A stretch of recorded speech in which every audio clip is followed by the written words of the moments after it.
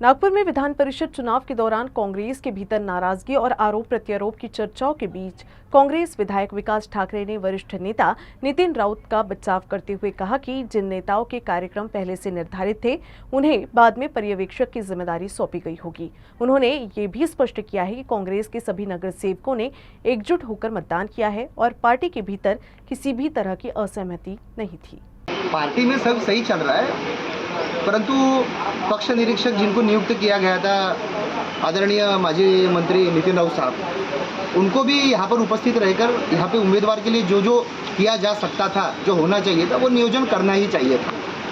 मुझे ऐसा लगता है कि पार्टी के आदेश का काम हर नेता, जो चाहे बड़ा हो चाहे छोटा हो, वो हर व्यक्ति ने अपने पक्ष के द्वारा दिया गया हर काम पूरी ऊर्जा से करना चाहिए, जो कि नहीं हुआ। ये अभी सभी कांग्रेसियों को लग रहा है, इस बात का दुख है, खंत है, लेकिन इसके बाद पार्टी से भी हमारी विनती रहेगी कि ऐसे लोगों को पार्टी का निरीक्षक या फिर पार्टी की जिम्मेदारियां सौंपी जाए जो उस पद को पूरी तरीके से न्याय दे सके।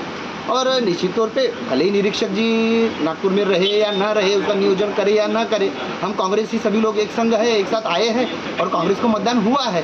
फिर भी हम कांग्रेस पार्टी से निवेदन करने वाले हैं कि आप इस लड़ाई को समझते हुए ऐसे व्यक्ति को निरीक्षक का रूप में दिया करिए जो व्यक्ति इस भूमिका को निभाने के लिए खुद इच्छा शक्ती रखते।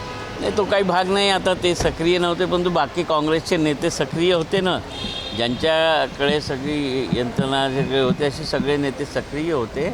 आणि शहरातसुद्धा तरी किमान आम्ही एक गठ्ठानं वोटिंग केलेलं आहे।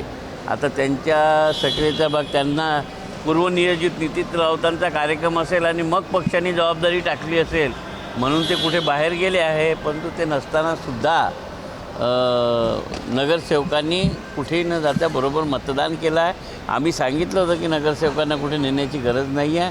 ते सकाळी एका जागी जमा झाले 8 वाजता, एक सोबत जाऊन त्यांनी मतदान केलं।